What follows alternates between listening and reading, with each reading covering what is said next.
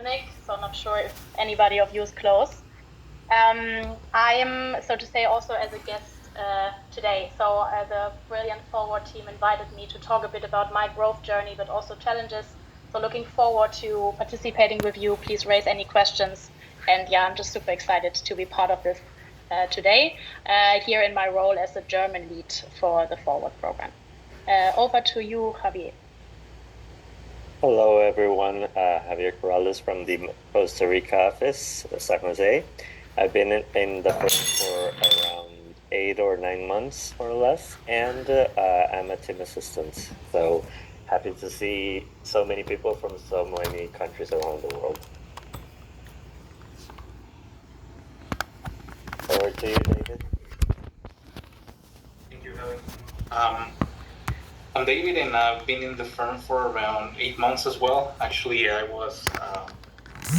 started at the firm together with Javi, so way back. And I'm an executive assistant, and I'm really excited for this session, especially because of the amount of people joining in from everywhere around the world. So this is really exciting, and I hope that this is something that you get advantage of and that you like the material that we have for you. I think only you're the one left, right, Will? The best for last, right? Yeah. Let's say that. What do you guys think? The best for last? Yeah? Yeah? All right. Awesome. All right. So my name's Wilbur Cruz. I am team lead for executive assistants. Unfortunately, none of these people are on my team. So this is my opportunity to share something with them and share it with you guys too. So this is a great opportunity for me to learn from you guys. So hopefully you can share all you can. Please remember, this is a safe place, so you could be completely honest with yourselves. And just FYI, apparently Costa Rica is in the house because I am from Costa Rica too. So here to help you guys. If you need anything, please feel free to reach out. Perfect. Thank you so much. So this was all of the faculty. You will interact with all of us today. And as we continue further, Sophia, would you also remind us of some of the meeting norms or agreements so that we can all enjoy the session in the most effective way? Yes. So for time today together, we just want you to reflect on using everyday challenges as our practice ground. So this means share from your standing point, right? We're eager to know what your reality is and how we can all have some shared experience. Because we're gonna be sharing this from our sensitive experiences. Just want to remind you all to these are confidential stories. So these are personal stories, and we'll want to be safe and feel safe about sharing them. And listen with genuine curiosity. So just try to be as gentle as possible with everyone's stories. And if you're curious about, more information, just share. My cat is just coming around and saying hi if you see that tail popping up. And to engage fully without distractions. So try to be as present as possible. I know some of you might also have a cat or a dog laying around, just trying to get some attention from you. So let's try to focus in the presentation as much as possible. So how we will communicate today's session. So first of all, we have a Q&A. So that little button at the downwards in the bar that says Q&A. If you have any content-related questions, feel free to share, especially when we have Lena up or the spotlight. This would be great for you to share what you want to know from her. Also, we're going to share a couple of polls throughout the session.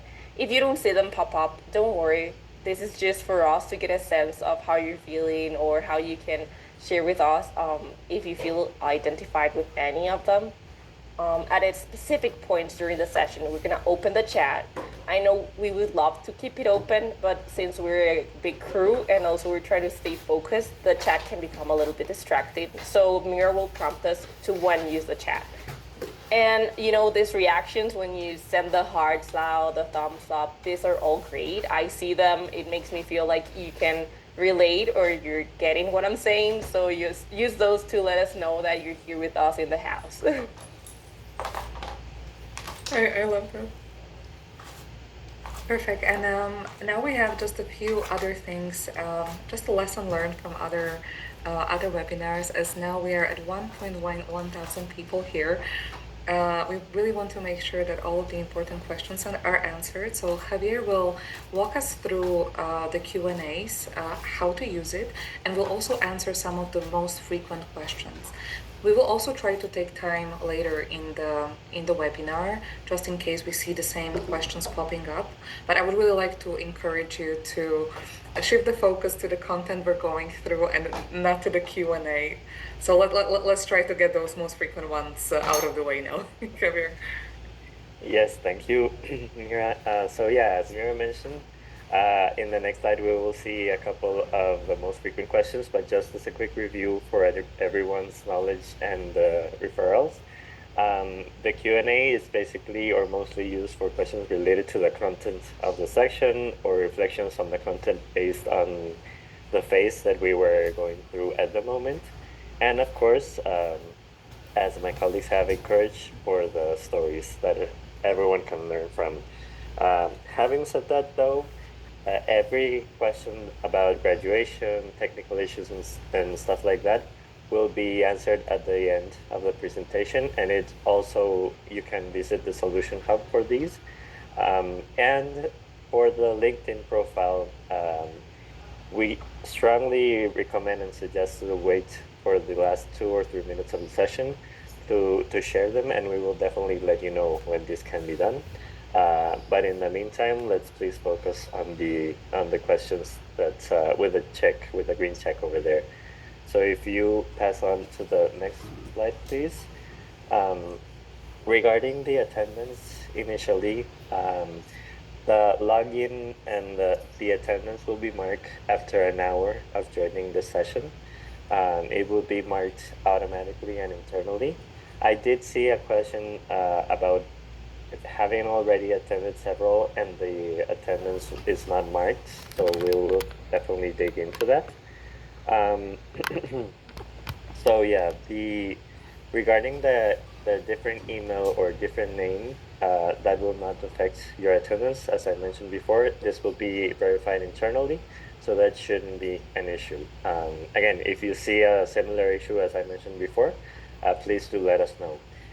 And regarding the completion of the requirements, the reception of the badge and certificate, this will happen after the deadline, which is today, and the additional details about this will be shared near the graduation date.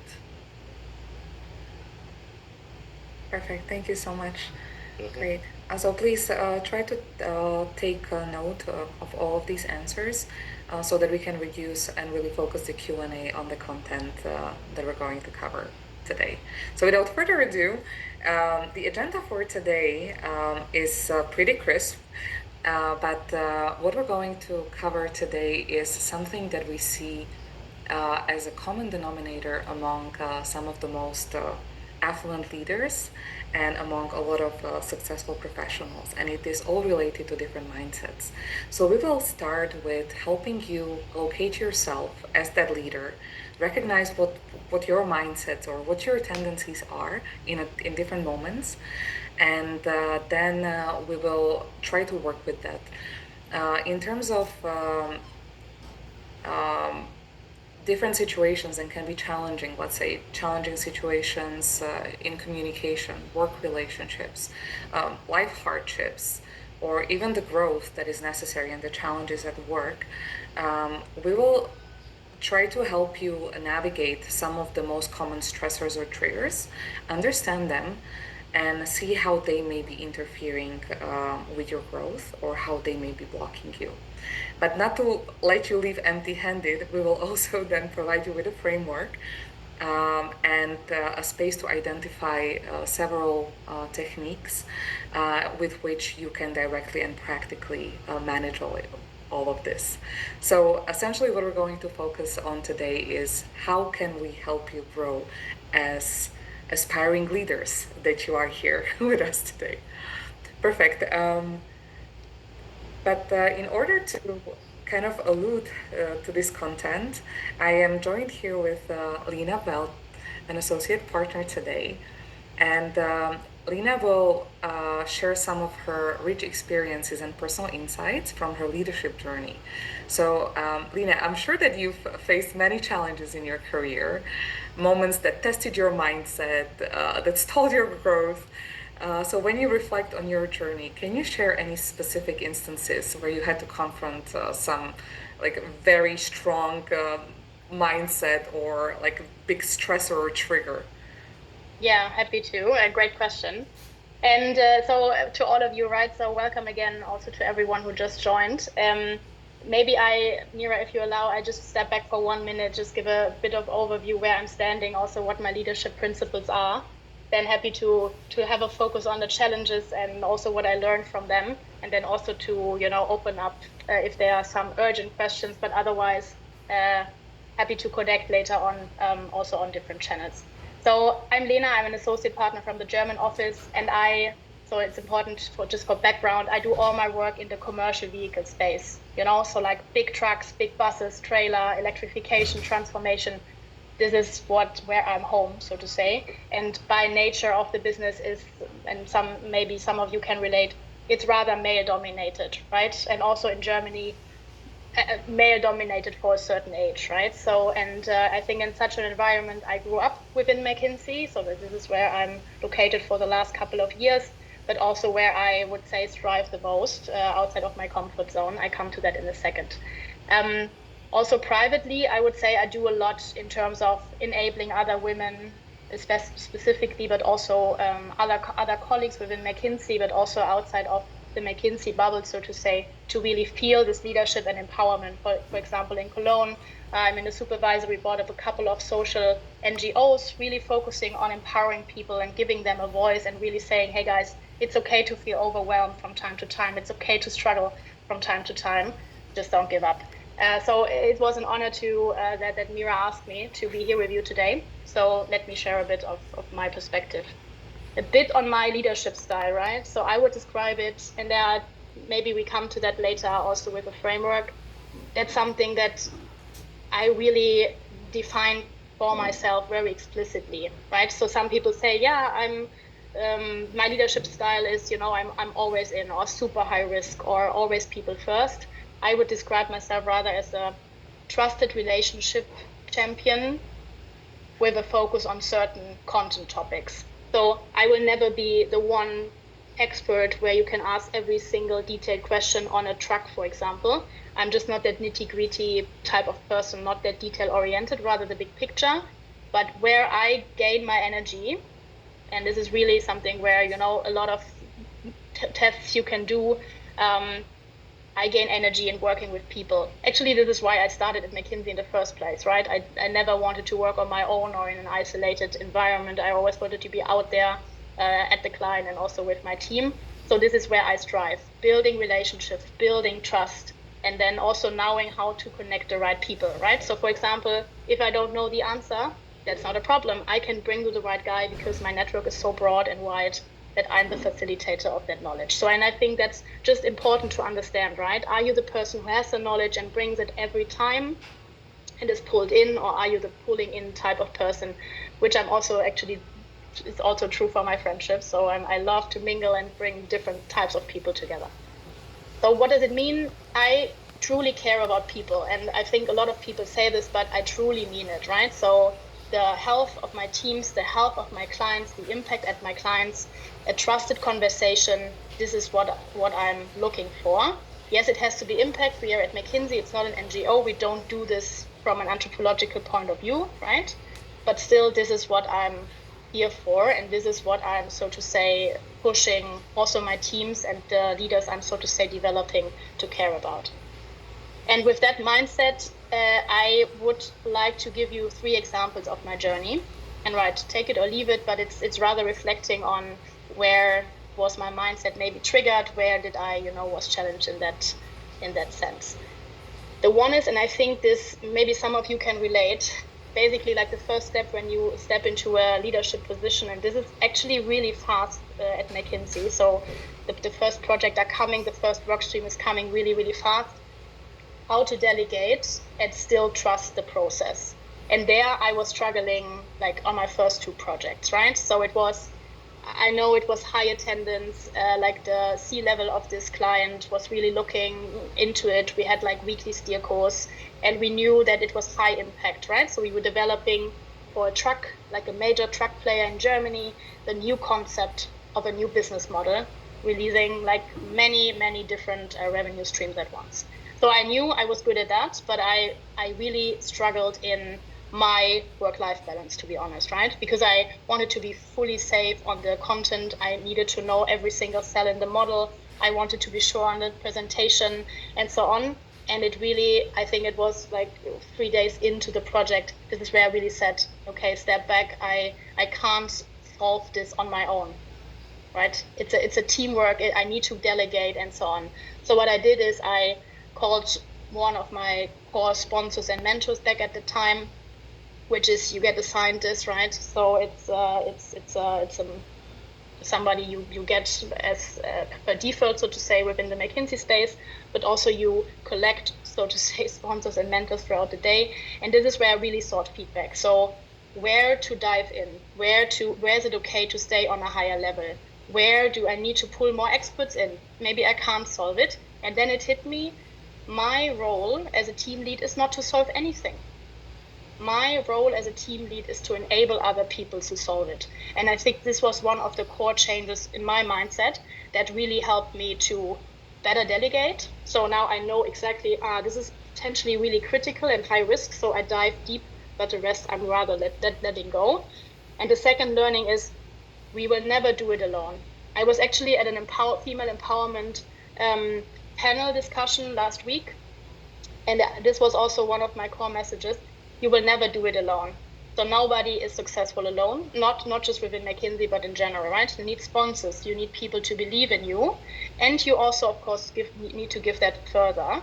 So this is why, look out for the people, talk to the people that inspire you. If you say, hey, there is a certain team lead or a manager, reach out to them, ask them if they are your sponsors, and guide you on the way. It's always a super flattering outreach. So, and this is just one of the core changes I did in my journey.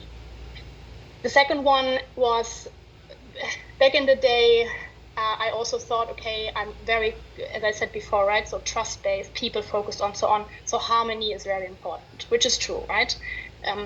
I'm really against any kind of pressure that's somehow harming or any kind of choleric shit that sometimes is going on, pardon my French, but it's like, come on, let's be respectful and so on. But, and that's a big but, healthy disagreement and conflict is good. And I had to learn this as well, right? The obligation to dissent, we call that within McKinsey. So whenever there are, some big nuts to crack, some big problems to solve, which we're doing here on a daily basis, you need the conflict. You need a healthy conflict. And I think then really coming back from this, okay, harmony, maybe there was a little hiccup in a workshop, towards, yes, but this hiccup and this maybe slightly change in harmony for a certain period of time will actually help us to get closer to the problem. I think this was also something that really helped me realize there is a difference between, let's say, disagreement and conflict, but rather and healthy misalignment or obligation to dissent. And then lastly, and I think this is just something where I felt really encouraged in my leadership style, was the inclusion topic. We are also trying to push, of course, but just in like a general favor. I'm pretty convinced that also at my clients, right, I mentioned before, truck, bus, and so on, I cannot change the system at my current position, right? But what I can change and what I can influence is my team setting, is my leadership style, is everything I do to feel people included. And I was at a client where this is already 2 years ago, but where we were so I was a project lead. I had like 5 people in my team, and 4 of them were junior female colleagues. And the client was really, I would not say toxic, but it was a kind of a lack of inclusivity. It hurt morale. There was a lot of, hard pressure, some bad jokes, and so on. Maybe some of you can relate. And I was like, okay, maybe I'm the problem because I don't think that's okay. Maybe we could shift it's just a 2-month engagement. Why not, right? We need to get it done. Impact is everything. Or am I not really am I feeling uncomfortable for a good reason? And should I not change that within my little impact space that I had, right? And I decided to do the second one. And I actually talked to many clients also. So really on a coffee chat, female clients that I talked to, really like, low level, hey, how are you feeling about it? How is the current mood going on? How does it impact you? And so on. And it turns out, of course, like a lot of people really felt that way how I felt. So what I did is I talked to a partner and a senior partner on our side, discussed that with them. They also saw that and encouraged me to voice it. And then we discussed it with the client. And turns out, after 2 years, I'm still here. It changed. Again, right, in my bubble, it didn't change the entire company, but still having a focus there was really important. And we introduced something like a thankathon. So like a website where people can say thank you. We made a standard that on every single meeting, before we dive into any content, it's about appreciation of progress. And I don't mean, hey, how are you doing? Oh, it's nice that you are fulfilling your targets. It's about true appreciation, giving some lighthouse cases and so on. And I have to say, though, this changed a lot. We are still a super female-driven team. But again, I don't want to do it about a gender thing, but rather about being comfortable. And this encouraged me on my, let's say, leadership journey and my trust-based, open-minded leadership style, which I also will now, going forward, push in any situation I get. So, Mira, I know we said 5 minutes. I think I overstretched a bit, but I hope this was somehow helpful to get the reflections. Thank you so much. Absolutely, and thank you for tying back to the whole purpose of this, because what I took from your 3 examples is how you took a very challenging situation and you not only turned it into a successful solution, but also a learning opportunity. And that kind of like humble approach of really understanding that even though it's hard in the moment, it can actually bring wonderful things. And it's never easy, right? But that's that kind of healthy challenge I think you were talking about. No, exactly. But I mean, if it would be easy, I'm pretty sure that some certain point of pain or impact or push will exacerbate the entire joy you get out of this. So, and I think that's where we grow, right? I mean, if you want to grow and you want to learn, then I think you need to step outside of this. But the only thing is, it's okay. This is what was my incoming statement. I really realized it's okay to feel that way, because if you don't feel that way, you will not change anything, or it's super normal to feel that way. You can't influence how others are treating you, how others are evolving and prioritizing. The only thing you can change, and sorry, now I speak like a mindset guru, but the only thing really you can change is how you feel about yourself and how you push it. And I think with the right sponsors and people you have in your back, that's possible, right? So, and this is what we're here for, right? So to have like better leaders going forward. And I mean, I see 1,200 people here. I know how the criteria for entering the Forward program, so I'm pretty sure to see so many of you out there doing it slightly better than we do. Lena, Exactly, I have a question here from Marine Lenendu. Hi, Marine. Lena, if you were starting your career again today, what would you focus on learning or doing differently? It's a good question. So I think I would really push this community feeling and exercising earlier in my career. So when I started, it was like, okay, all in the teams and so on, but okay, no, I can do it, and you can do that and that. I didn't fully understand this. You need to have more, everything you do, you should have 2 or 3 followers who do it with you. And I think, this not from a peer point of view, like this friendship point of view, I mean, rather from a team's point of view. And I think that's something I would have focused on earlier. I would also, but this is a McKinsey or like, let's say, consulting, or at least a project type of learning. The first 2 years within the firm, I prioritized content, impact, learning, eventually, over people. So it doesn't mean that I always looked at people and so on, but choosing my projects within the firm, I was a lot of content driven. But then I understood, yeah, the content is always it's always interesting. I'm a intrinsically curious person, so I can make something out of it. But this people focus, like really feeling at home, like really with your friends, having an open cultural topic, discussing things without having any, cultural differences and so on within the culture of discussions. This is what I would have pushed earlier on. And then lastly, I think just reflecting on what you want to do, what you really want to get, out of your career, something like where you say, hey, this is where maybe I see myself, or this is how I want to be perceived, or this is how I feel most valuable. And then really having this and then sticking to this, I think that was also would also be one learning for me. Just reflecting on this early on. So I, for example, before joining McKinsey or after 1 year, I did the Camino Santiago. It's like a pilgrimage. Was mind blowing. Opened my eyes. I would really urge you to do that. But I could have done this. Could have done a lot earlier. Thank you so much, Lena. Thank you so much for sharing your insights, your experience, your wonderful advice, and I think very relatable examples, because I was checking all of those reactions coming through. So thanks again for joining us. And we will move on with the content. I'm very happy that we're gonna stay on topic here, as we will continue talking about the growth. But growth actually means many things. It's not only about learning new skills, it's also about change, it's about evolvement, it's about overcoming yourself.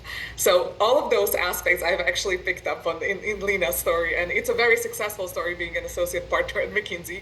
So thank you for role modeling like some of the most important principles that we will cover here today.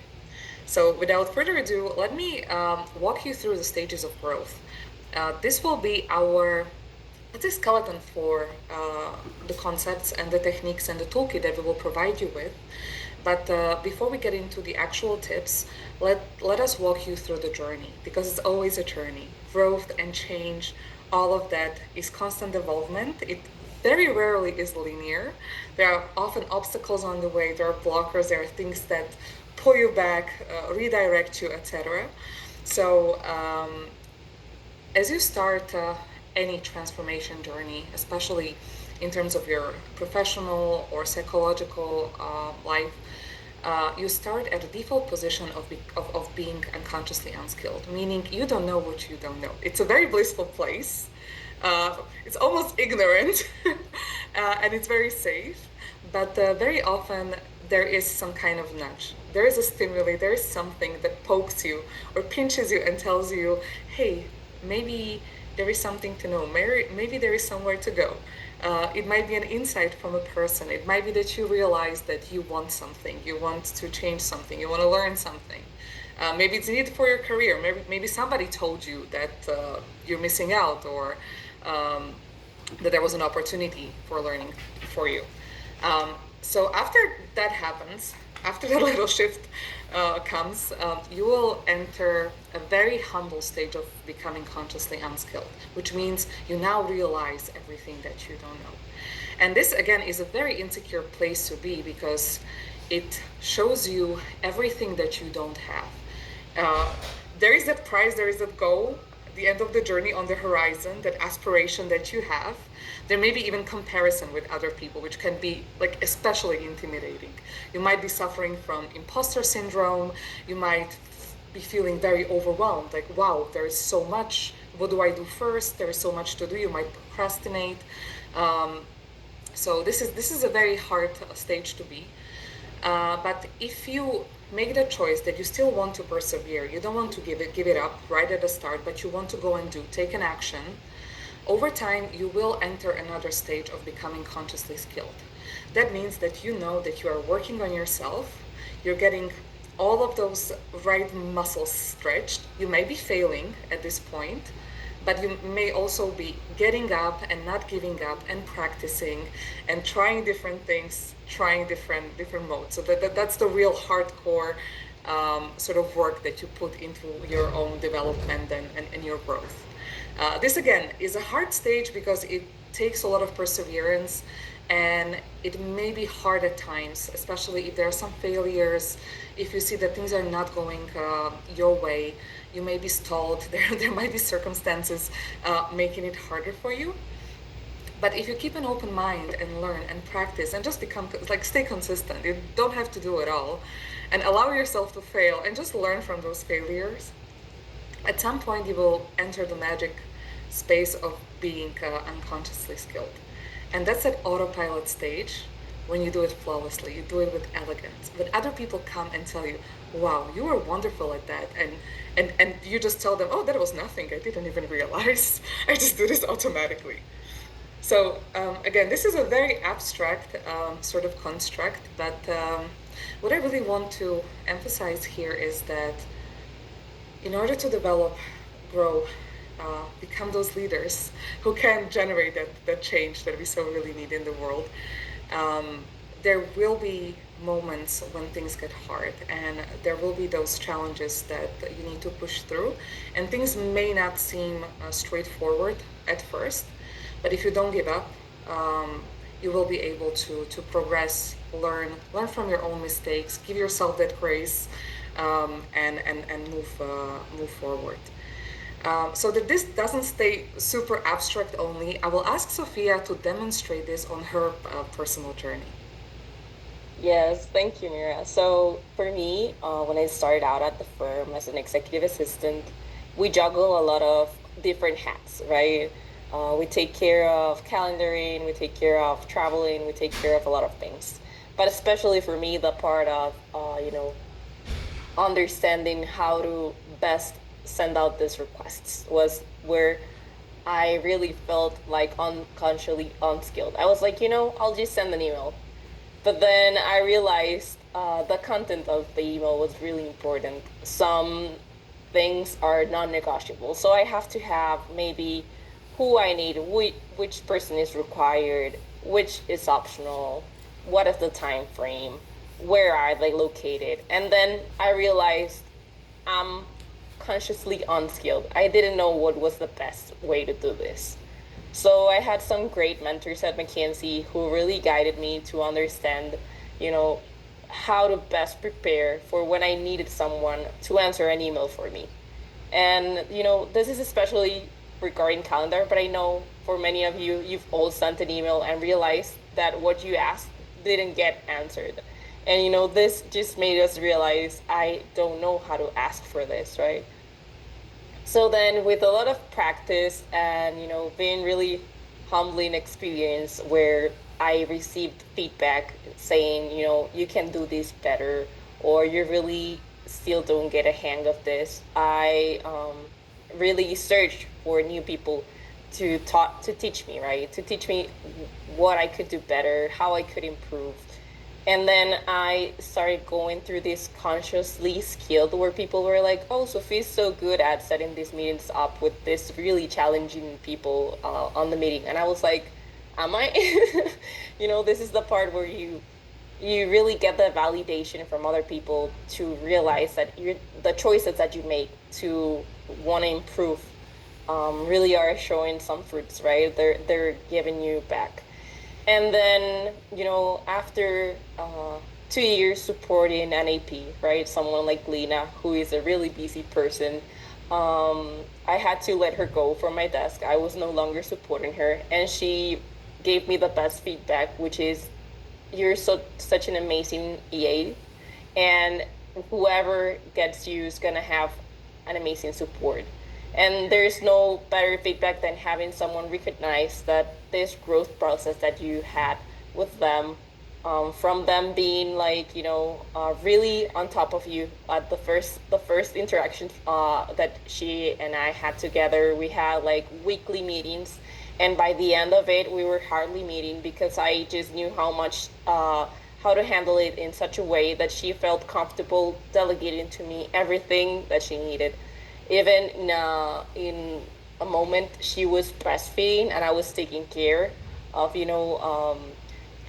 making sure that the baby got the milk and everything. So, this just made me realize how my growth as an executive assistant in this position. And also, I think when you're unconsciously skilled, you want new challenges. So that's where I'm at right now. I want new unconsciously unskilled places so that I can grow. And I think that's something we should strive for. Just knowing what we don't know, and realizing if it's something we want to become better at. And I just think that thinking of it as this ability that we all have to grow is really the point where I'm most excited about just creating these new experiences. Perfect. Thank you, Sophia. I will get back to your story just in a second. So really what Sophia actually walked us through was a journey, and we heard that it wasn't linear. There were moments where you felt stuck, there was feedback, must have been quite uncomfortable. Um, in order to be able to move between these stages, we usually oscillate between two positions. One position is trying to keep ourselves safe, which is very healthy, it's very natural, and it's kind of like the most instinctive thing that happens. And the mechanism that alerts us that our safety is being threatened are emotions. Those emotions may come from different places. They may come from interaction with the outside, but they may come from interaction with your inner things, such as your perfectionism, anger sometimes. There are different things. But what I really want to say here, because as you see, the slide is telling us that in order to get into the learning zone, to be able to overcome and move through those stages and evolve, we need to step out of the comfort zone. So what I'm trying to say here is sometimes it's good to be in the comfort zone, in the safety. There are situations and times in life when we need to stay safe, when those emotions are us guarding us from real harm. So just really want to extend a huge hug to people who have gone through financial issues, family issues, work issues. There is so much political turbulence in the world nowadays. So the world is not a safe place. So it is okay to want to kind of like step back, take care of yourself, and stay safe. However, if you are in a position like Sophia just said, that you feel quite comfortable and you are looking for the next challenge, that's exactly the sort of marathon that you are setting yourself up for. And in that case, you will need to go through those uncomfortable moments. Very often it will be represented by some uncomfortable emotions. So those are the two things about these states. We can opt to feel safe, and there is a great function to that, but we can also opt to take some risks, challenge ourselves, and continue on our growth. So here we have one emotion, fear. Fear is actually telling us that we don't know what we're getting into, that there are some unknowns. There may be another emotion, such as anger. Anger often tells us that somebody's crossing our boundaries. Anger may also tell us it's time to change, it's time to leave, it's time to object. Something is not sitting wrong, I need that change. So being able to listen to these emotions without thinking, oh, they're wrong, because it's not okay to be angry, or it's not okay to be worried. It's absolutely fine to feel all of those emotions. It's just all about making that decision that you're not going to let them take over, but you're going to listen to them, and you're going to make a decision about what is best for you. So think of them as a tool. And Sophia, I would go back to your story, and I would just ask you, what was sort of the emotional journey you had when you got that feedback, when they told you can do this better, or this was not good enough? Because that's a harsh feedback. Yeah, first I was really defensive. I was like, this person is not appreciating everything that I've done for them.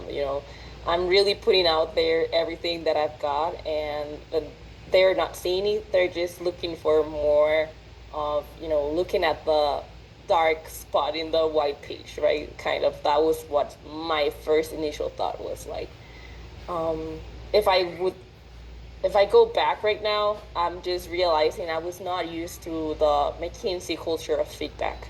I was just didn't receive any, and however, you can be raised. I was raised in a household where feedback was always negative, and it was not an opportunity to grow, but it was more of feeling like I could have done things, like I didn't do enough, you know. So when I realized that this feedback was not because this person was not looking at everything, they were just looking at what it could be. They were looking at opportunities for me to grow. I really started implementing that more in my one-on-ones. You know, in the time that I have now to support someone, I spend more time in the feedback and try to get in front of it. Now I try to look for it before I get it handed in as something that I have never thought about.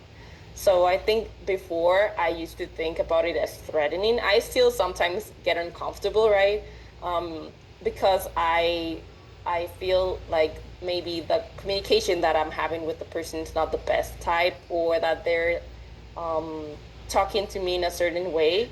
But I think when you go through this presentation and we go further into the other parts of it, I don't want to spoil everyone.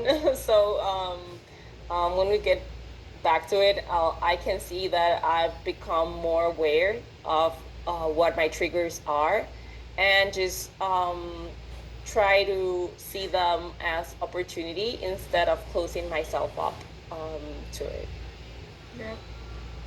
Perfect. And again, so that we get a full picture, we alluded to a lot. I'm going to play a video that will actually explain those two mindset shifts.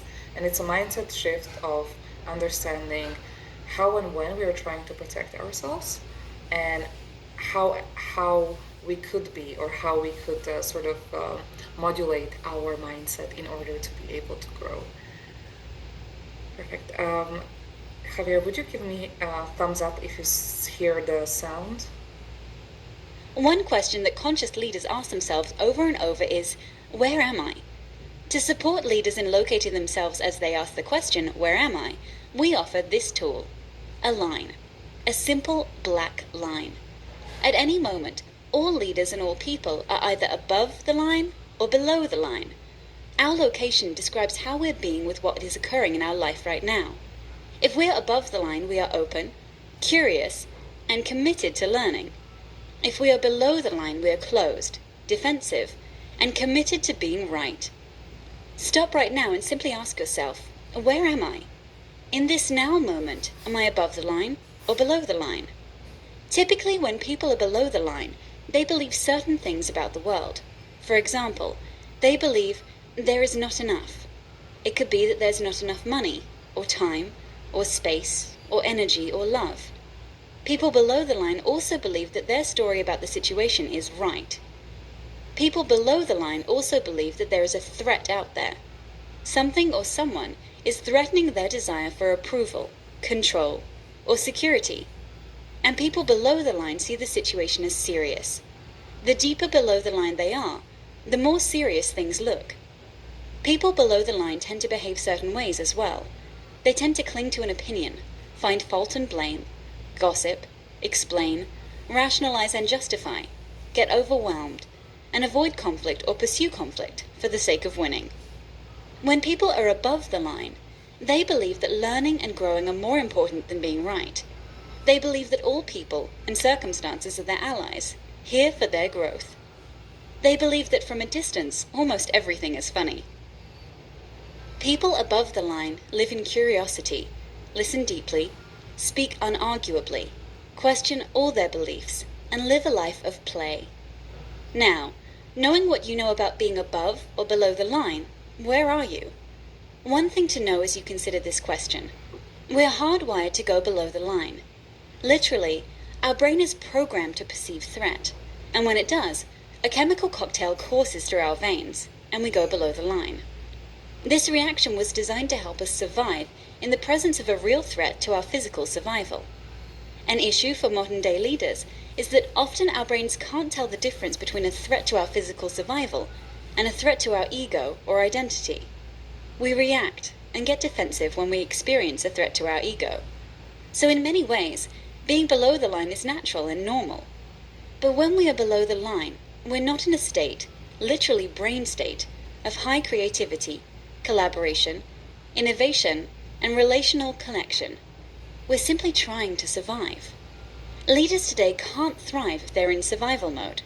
So the first activity of conscious leadership is location, location, location. In this now moment, where am I?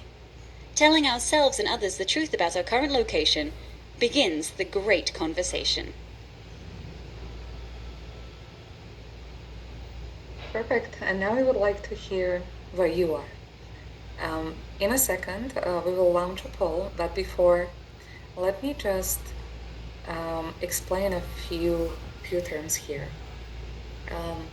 Above the line means that you are in that state of not taking things personally. When the feedback or anything negative sounds